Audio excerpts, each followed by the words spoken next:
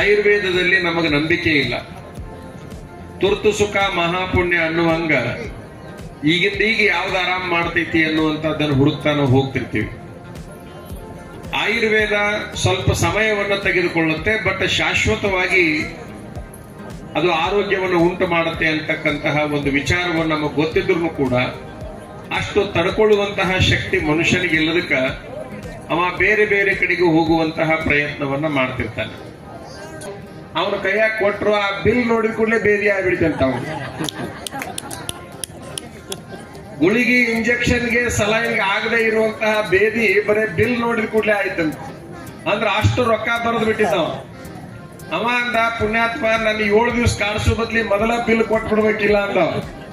ನೀನು ಗುಳಿಗೆ ಇಂಜೆಕ್ಷನ್ಗೆ ಆಗದೆ ಇರುವಂತ ಕೆಲಸ ನೀನು ಬಿಲ್ಗೆ ಹಾಕೈತೆ ಅಂತಂದ್ಮೇಲೆ ಅದನ್ನ ಮಾಡಿದ್ರೆ ಹಾಕಿತ್ತಲ್ಲ ಅಂತ. ಆದ್ರ ನೀವೆಲ್ಲರೂ ಸತೀಶ್ ಗುರುಜಿಗೆ ಬೆನ್ನ ತಟ್ರಿ, ಚಪ್ಪಾಳೆ ತಟ್ರಿ, ಉಚಿತ ಆರೋಗ್ಯ ತಪಾಸಣೆಯನ್ನ ಇಟ್ಟಿದ್ದಾರೆ. ಯಾವುದೇ ಹಣದ ಪ್ರಭಾವ ಇಲ್ಲಿಲ್ಲ, ಇಲ್ಲಿ ಗುಣದ ಪ್ರಭಾವ ಇದೆ. ಅವರು ಗುಣಗ್ರಾಹಿಗಳಾಗಿರೋದ್ರಿಂದ ನಿಮ್ಮನ್ನೆಲ್ಲರನ್ನು ಕೂಡ ಎಲ್ಲೆಲ್ಲಿ ಅವ್ರನ್ನ ಗುಜರಾತ್ ಬೇರೆ ಬೇರೆ ರಾಜ್ಯಗಳಿಂದ ಡಾಕ್ಟರ್ಸ್ ಅನ್ನ ಕರೆಸಿ ಅಂದಾಜು 60 ಜನ ವೈದ್ಯರು ಇಲ್ಲಿ ಬಂದಾರ ಉಚಿತ ತಪಾಸಣೆ ಮಾಡಾಕಂತಂದ್ರ ಸತೀಶ್ ಗುರುಜಿ ಅವರು